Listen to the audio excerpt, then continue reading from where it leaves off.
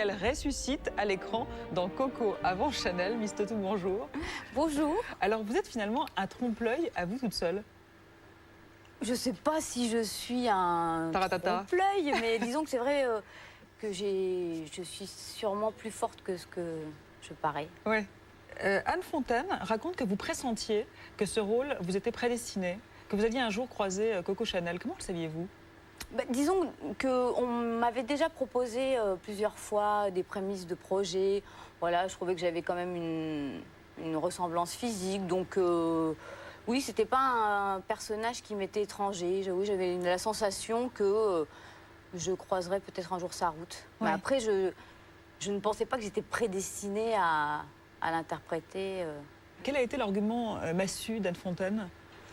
Son argument, ça a été son point de vue. C'est ça, c'est-à-dire, le parti pris du film. Ouais, le parti pris du film, le fait qu'elle veuille, se concentrer sur une période, voilà, précise de sa vie, que cette période-là soit, à mon sens aussi, la plus intéressante, voilà, parce que Oui, les fondations. Oui, puis c'est surtout que Chanel, au-delà de sa création, c'est une personnalité complètement hors norme, c'est une personnalité incroyable, et de pouvoir découvrir ce qui se cache derrière cette personnalité, je trouve ça absolument captivant, parce que en la comprenant, on comprend toute sa création, on comprend pourquoi elle a marqué tout ce siècle, et voilà, pourquoi on en est tout un petit peu les héritières. Ouais. Alors, Coco avant Chanel n'est pas un biopic. Il revient sur la naissance du mythe Chanel, toute la jeunesse finalement de Coco Chanel jusqu'au début de sa gloire. Extrait.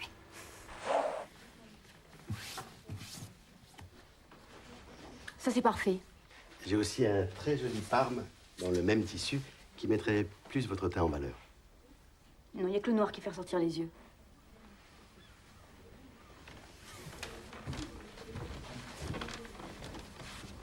Et vous ajouterez cette dentelle Très bien. pour le décolleté plus profond de 10 cm. Et surtout pas de corset. Mais sans corset, la robe va manquer de tenue. Il faudrait au moins rajouter une ceinture. Non, vous faites comme j'ai dit. Avec plaisir. Anne Fontaine présentait que vous aviez la même violence rentrée que le personnage de Gabrielle Chanel. Qu'est-ce que ça vous inspire, ça? Je crois pas être quelqu'un de violent, mais je suis quelqu'un d'entier. Voilà, donc c'est vrai que Vous parlez d'intransigeance, que vous partagez la même intransigeance que Gabrielle Chanel. Oui, la même exigence, je crois. Ouais. Je suis quelqu'un d'assez perfectionniste. Et d'ailleurs, vous vous êtes rendu compte sur le tournage que vous incarniez tellement Chanel que personne ne mouftait autour. C'est la première fois que vous vous rendez compte que vous avez cette autorité naturelle. Ce qui ne vous a pas déplu d'ailleurs. C'est vrai que de laisser s'épanouir, je dirais, une autorité comme ça que je peux avoir, mais vraiment pianissimo, on va dire. Enfin, j'ai quand même du tempérament, bien sûr, mais là, voilà, je l'ai laissé s'exprimer en y mettant un gros point d'orgue. Et c'est vrai que je crois que... Enfin, j'ai eu le sentiment que je pouvais foutre un peu la trouille, quoi. Vraiment. Ouais. Non, mais une espèce de sentiment, voilà, que... La Toto n'est pas commode, hein. Voilà, c'est ça. De ouais. se dire, quand on dit quelque chose, il n'y a plus de mouche qui vole, quoi. Ouais.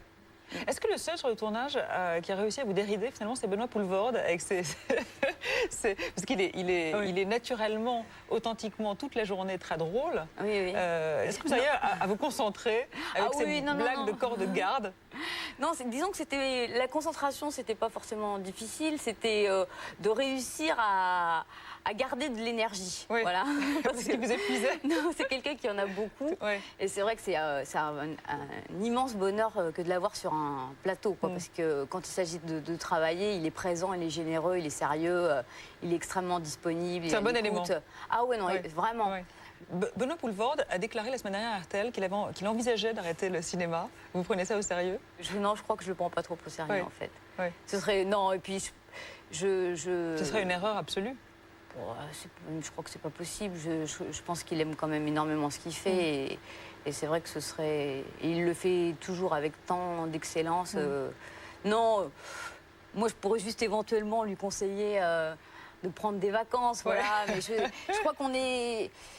Je pense qu'il y a beaucoup d'acteurs, et j'en fais partie, qui sont assez Oui, vous dans avez le paradoxe. besoin. Moi, à la fin de chaque film, je me dis c'est le dernier. Ouais. Voilà. Sauf Ouais. que je le dis pas à la presse. Ouais. Parce que sinon, ils s'en empareraient justement en disant elle va arrêter. Ouais. Mais c'est exactement ce que je pense. Hein. Alors, Anne Fontaine dit qu'avec Coco avant Chanel, elle ne voulait surtout pas construire une histoire autour d'une actrice qui, par souci de performance, se serait fait refaire les yeux, le nez ou la silhouette au maquillage. Finalement, c'est un peu l'anti-môme, quoi.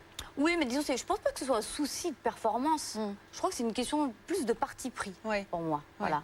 Et en tant que spectatrice, j'adore voir un film où un acteur se transforme et voilà, et incarne un personnage. Mais moi, c'est pas forcément ce qui me tente. Quoi. Ouais. Voilà. Est-ce que c'est la raison pour laquelle vous avez refusé la môme? C'est simplement parce que déjà je devais tourner avec Pierre Salvadori et c'est vrai que hors de prix. Voilà, et que j'avais énormément envie de tourner avec lui. Et puis parce que en tant qu'actrice, j'avais pas forcément envie de choisir ce parti pris de transformer mon physique, d'incarnation, parce que Marion a fait un travail incroyable, mais aussi dans le mimétisme, c'était pas voilà. Mais néanmoins, vous êtes l'une des rares actrices françaises à pouvoir voter aux Oscars. Vous avez oui. glissé votre bulletin pour Marion Cotillard. En fait, non, je fais partie de l'Académie des Oscars, voilà. Mais je ne sais pas pourquoi, on m'a jamais envoyé les bulletins de vote. Je ne comprends pas. Donc je n'ai jamais voté. Il faut que cette erreur soit réparée. Voilà, ici exactement. même. Mais ça ne me traumatise pas. Mais non, je n'ai pas pu. Mais si j'avais pu, je l'aurais fait. Ouais. Alors, Coco avant Chanel est un film Warner, un film donc à très fort potentiel d'exportation, surtout aux US, où l'on adore tout ce qui symbolise l'esprit français. La Major d'ailleurs mise sur le même succès que La Môme. Est-ce que vous êtes prête à plonger dans l'œil du cyclone? Moi, je ne suis pas prête, pour moi en tout cas, à faire ce travail-là. Après, voilà, assumer mes responsabilités pour présenter un film et lui donner les chances d'exister dans les pays, à l'étranger. Oui, ça, bien sûr que je m'y attelle et je le fais avec sérieux et enthousiasme. Mais par exemple, si le film est en lice pour les Oscars, est-ce que vous vous déplaceriez 6 mois aux États-Unis, faire des distributions de poignées de main, campagne de lobbying, cocktail mondain? J'en sais rien. Ça dépend de la pression que les producteurs mettent sur les épaules, je crois. Non, mais en tout cas, je ne voudrais jamais gâcher voilà, les chances d'un film, évidemment. Non, mais si je vous pose la question, c'est absolument pas anodin. On a le sentiment que finalement, vous n'êtes pas très désireuse de faire carrière aux États-Unis, comme beaucoup d'autres comédiennes, parce que vous ne seriez pas prête à vous autopromouvoir, à occuper le terrain. Ah oui, non, moi, j'ai pas du tout envie de faire ce travail-là pour ça.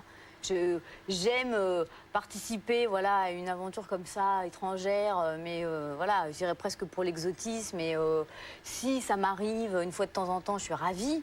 Mais voilà, je trouve que les rôles qu'on me propose en France me plaisent beaucoup. Ils sont autrement plus intéressants que les rôles qu'on vous propose aux États-Unis. Je trouve que le cinéma français... voilà, je trouve qu'il est formidable et je préfère qu'un film français, je dirais, fasse le tour du monde, à la limite que ce soit un énorme film américain où voilà, ce sera un de plus, un de moins, mais c'est plus difficile. Quand vous êtes étrangère, déjà votre possibilité, votre choix de rôle est quand même plus restreint. Moi, j'ai pas envie de faire carrière là-bas, quoi. Non. Et est-ce que Tarantino est venu vous voir? Pas du tout. Non? Non. Vous le regrettez? Ah non, je sais pas. Vous en foutez? Non, je sais que quand je tournais le film d'Amos Collègue, j'avais un appartement qui était voisin du sien. Et j'ai espéré 2 mois pour pouvoir le croiser un jour et je ne l'ai jamais vu. Mais voilà, je crois que c'était la seule fois où nous aurions pu nous croiser. Oui. En tout cas, les Américains font tout pour assurer le succès planétaire de Coco avant Chanel. La semaine dernière, 90 journalistes venus de 23 pays ont été conviés à l'avant-première mondiale du film sur les Champs-Élysées.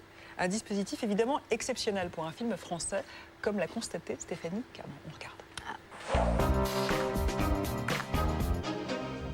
Champs-Élysées, lundi 6 avril, une estafette d'attachés de presse débarque pour l'avant-première mondiale du film français le plus attendu de ce printemps, Coco avant Chanel.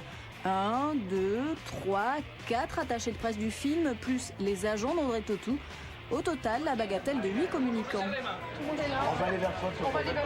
Dispositif hollywoodien pour un événement qui marque le début d'une longue aventure dans le monde.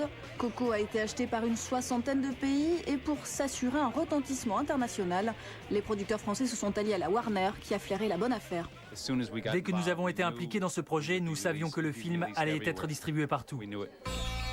D'entrée de jeu, Warner, en s'engageant de manière importante, ça veut dire qu'ils croient vraiment au potentiel international du film, puisque c'est eux ensuite qui revendent le film à différents distributeurs dans les différents pays. Warner aurait mis près de 10 millions d'euros dans les caisses. Un plus, pour le moment, seule la Chine, l'Inde et quelques pays d'Asie n'auraient pas acheté Coco avant Chanel. Stratégie internationale oblige, 90 journalistes étrangers de 23 pays différents avaient fait le déplacement à Paris pour venir s'imprégner de l'univers Chanel entre 2 verres de jus d'orange. Coco Chanel, un objet de curiosité à l'étranger. Oui, parce que je pense que Chanel est quelque chose d'international. Je pense que le sujet est bien choisi pour que ça marche parce que Coco Chanel, de toute façon, est un personnage qui intéresse le monde entier. Au Mexique, on est très attiré par les films qui parlent de la mode. Chanel se marque très très puissant au Japon, donc l'efficacité serait doublée au Japon. Qui dit dispositif hollywoodien dit méthode à l'américaine. Anne Fontaine s'est prêtée à l'exercice du junket avec philosophie. Je suis pas habituée, mais bon, en même temps, c'est une sorte d'exercice. Disons que c'est un peu particulier à ce film. Probablement aussi que le film va aller dans tous les pays du monde et que donc il y a beaucoup de presse internationale et ça demande un soutien différent. Et la promo est loin d'être bouclée. En mai-juin, Audrey Tautou et Anne Fontaine feront le tour de l'Europe pour les sorties espagnoles, italiennes, allemandes et j'en passe. Coco Before Chanel, titre US, sera sur les écrans américains fin septembre, à temps peut-être pour une sélection aux Oscars 2010. La sortie japonaise, elle, est programmée pour le mois d'octobre. Cette exposition internationale, c'est tout bénef pour Chanel et inversement. Quand on voit Coco avant Chanel, je veux dire, dans le monde entier, on sait de quoi on va nous parler. Ce qui est quand même, pour un film français... Alors avec tout ce barnum international, Coco avant Chanel va-t-il faire plus fort que La Vie en rose, qui a cumulé 11 millions d'entrées dans le monde, dont 5 en France? Réponse dans quelques mois. Vous avez l'air d'en douter. Non, je vous vois hausser les sourcils. Enfin, non, ça me fait... Non, mais moi je trouve formidable que le film puisse voyager. Là, vous allez bien faire sûr. 9 pays, là. Moi, je dois faire 9 pays, ouais. Donc, mais en tout cas, voilà, les journalistes ne viennent pas que pour Chanel, ils y viennent également pour vous. Regardez. Chez nous, on dit Audrey Tautou, mais je sais que c'est faux. C'est Tautou. Audrey Tautou. Audrey Tautou. Avec son look, un peu son air timide, ses yeux marrons, c'est vrai qu'elle est la française par excellence pour les Allemands. Audrey Tautou, elle est très populaire en Grèce, les cinéphiles l'adorent. Elle a l'influence énorme au Japon. Je crois que c'est une des filles les plus intéressantes et les plus douces que j'ai jamais vues. Pour nous, elle représente la française par excellence. Très sophistiquée. Mince. Elle est brillante, c'est un diamant, en tant que femme et en tant qu'actrice. Elle m'a beaucoup impressionné. J'attendais à la fin de l'interview. Elle m'a demandé si elle pouvait me prendre en photo. Et j'ai dit, quoi ? Elle m'a dit, oui, je prends toujours en photo les journalistes qui m'interviewent. Ok. Réaction. Ah bah j'ai une cote. Non mais c'est très sympathique et je préfère ça plutôt que... Vous avez pris les 90 journalistes en photo? Je ne sais pas combien j'en ai pris, mais peut-être oui. Non, j'en ai pas rencontré 90. Hein. Il y en avait 90. Je ne savais même pas d'ailleurs, mais... Le 5 mai, vous serez à l'affiche d'un autre film publicitaire, celui-là. Après Catherine Deneuve, Carole Bouquet, Nicole Kidman, la maison Chanel, oh surprise, vous a choisi pour devenir la nouvelle égérie du numéro 5 dans un spot de 2 minutes 20, signé Jean-Pierre Jeunet. Coco avant Chanel, finalement, c'est le teasing de la pub. Je ne sais pas. En tout cas, c'est deux expériences qui n'ont absolument rien à voir et c'est vraiment le hasard de la vie qui font que voilà, ça arrive cette année. Hein, mais je l'ai abordé vraiment pareil de deux... C'est vraiment un hasard. Ah oui, complètement. Oui. Mais complètement. Il y a une chose, vous connaissez un tout petit peu pour vous avoir interviewé, il y a une chose qui me semble très étrange. Ah.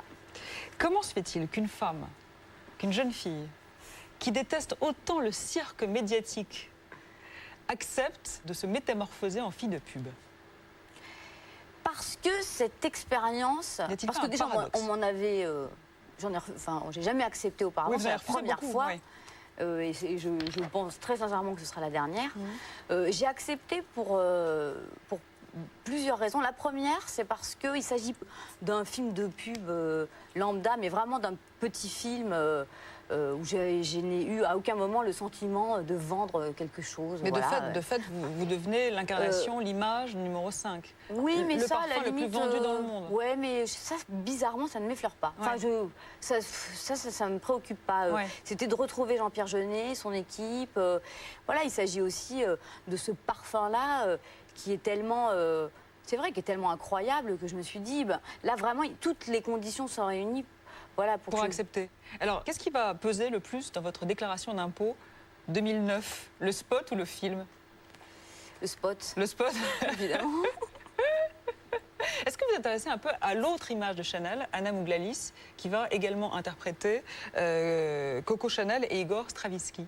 Chanel a une vie tellement, très sincèrement, tellement incroyable et tellement... complexe, ambivalente. Enfin, riche, et voilà, qu'on pourrait faire 10 films sur elle sans le moindre souci, quoi. Je suis ravie, j'ai hâte de la voir, de voir le film. Non. Audrey Tautou, vous restez avec moi? Mais bien sûr. C'est maintenant l'heure de la séquence 3 questions A, au micro de Stéphanie Cabre, Pierre Bellemare, Audrey Poulevard et Cécile Duflot. C'est parti. Tautou. Je suis plutôt de Tautou parce que j'aime bien Audrey Tautou, tout simplement.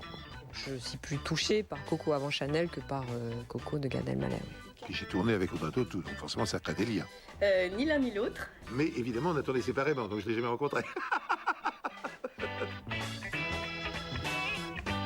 Je trouve qu'elle a une très belle tête à porter des chapeaux. Ah ben là, oui. Beaucoup. Enfin, elle a le look Coco Chanel, oui. T'as le look Coco. Bah sûrement. Le look qui lui colle à la peau. Donc Tautou, elle sait porter le chapeau. Et à partir de ce moment-là, elle peut être Coco. Donc vous avez, là, l'actualité, c'est le marathon professionnel. Et ensuite voilà. Et ensuite, je vais préparer le tournage, un nouveau tournage de Pierre Salvadori, normalement. Voilà. Alors, nous avons retrouvé un document extrêmement compromettant. Un casting que vous aviez fait pour Canal+. Ah, c'était pour les espoirs à Canal+, ou les talents, je sais. Oh là là. Top chrono, c'est parti, 1 minute. Pas une de plus, pas une de moins. En même temps, une de moins, ce serait bien difficile, ce serait même impossible. Parce qu'une minute moins une minute, ça ferait plus une minute. Ça ferait que je serais pas là à raconter Tautou, T-A-U, avec un T comme Tautou. Ça ferait que ça m'arrangerait de pas être là à raconter Tautou, du Tautou avec un T comme Tautou. Parce que Tautou, en 1 minute, c'est comme un mille-pattes qui aurait plus ses 1000 pattes. Ce serait plus un mille-pattes. Est-ce qu'un mille-pattes a vraiment ses 1000 pattes? Ça, faudrait compter pour voir. En même temps, compter les 1000 pattes du mille-pattes, c'est vachement long. Hein. Ça prend plus d'1 minute, on n'aurait pas eu le temps. Non. 1 minute pour raconter Tautou, du Tautou avec un T comme Tautou, c'est comme un train qu'on rate, qu'on prendra plus jamais. Si tu prends le prochain, ce sera plus la même chose. Celui-là, tu l'as raté, tu le prendras plus jamais. Alors qu'il y avait plein de dans ce train que tu viens de rater. Des choses qu'on voit dehors aussi, parce qu'on est dedans, dans ce train. Des choses jolies qui font marrer. Des choses moins belles qui font pleurer, parce que pleurer c'est beau, surtout quand t'as pas de larmes. C'est la montagne sans neige, c'est beaucoup plus joli parce que c'est bien plus rare. Remarquez, j'ai pris le mille-pattes, mais ça marche avec n'importe quoi d'autre. Hein. Tu prends le millefeuille, c'est la même chose, hein, même le mille-bornes. Bon, je m'appelle Tautou avec un T comme Tautou, j'ai que 2 pattes et j'ai pas le temps. Un train à prendre. Qu'est-ce qui reste de cette jeune fille aujourd'hui? Bah, qu'est-ce qui reste Maintenant, c'est moi. Mais c'est vrai que... Je crois que j'étais beaucoup plus naïve, quoi. Voilà. Audrey Tautou, on va conclure cette interview par un exercice rituel. Vous avez 30 secondes pour convaincre les téléspectateurs d'aller voir Coco avant Chanel. La caméra juste derrière moi. Bon, je réfléchis déjà pendant 10 secondes, c'est toujours ça de prix. Non, c'est... Non, voilà, je crois que c'est un film, c'est affreux. Je vais rien réussir. Non, mais j'ai pas envie de convaincre, voilà. C'est soit les gens ont envie parce que ça attise leur curiosité. En tout cas, je crois que c'est un film, ouais, où... Je crois que c'est un beau film, Le je crois film qu'il vous est plaît réussi. Ouais, je crois que c'est un film intelligent et émouvant, voilà, c'est ça le cinéma. Audrey Tautou, merci. Merci à vous. C'est moi qui vous remercie. Comme le dit très justement le producteur du film, Philippe Carcassonne, Chanel est un peu à la femme, ce que Gandhi est à l'Indien. C'est dire si le film est attendu. Fait-il partie des longs métrages plébiscités par la presse la semaine prochaine? Réponse avec le podium de Mickaël Gabrion. De la grâce, de l'horreur et de la délicatesse occupe le podium de la critique cette semaine. Une sélection de films qui débute par la 3e marche avec Coco avant Chanel. Qui dois-je annoncer? Gabriel, Coco. Le nouveau film d'Anne Fontaine fait débat dans la presse. Instructif mais trop académique, cette adaptation d'un pan inconnu de la vie de l'artiste manque d'étoffe, selon certains critiques. Dommage. Quand les autres saluent à l'inverse un magnifique portrait de femme particulièrement élégant. À vous de juger en salle dès mercredi. Un jour, ils se battront pour dîner à notre table.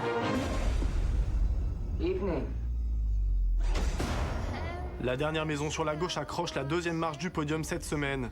Une famille isolée combat seule une bande de psychopathes. Mary! She's been shot. Can you tell us who did this to you? 37 ans après la première version, Wes Craven passait de la réalisation à la production, orchestre un très bon remake. Un résultat surprenant qui convainc selon Mad Movies, un film choquant et viscéral pour l'écran fantastique. What is this? I can't move. You're paralyzed from the neck down. I didn't have any rope or duct tape. Still Walking est le film préféré de la presse cette semaine.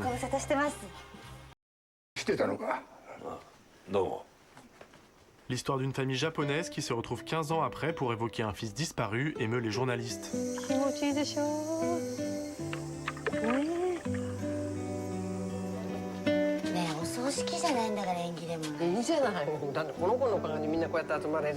Légère et magistrale, cette chronique familiale qui explore le thème du deuil touche au plus intime de chacun. Un drame très délicat tout en nuance et en subtilité.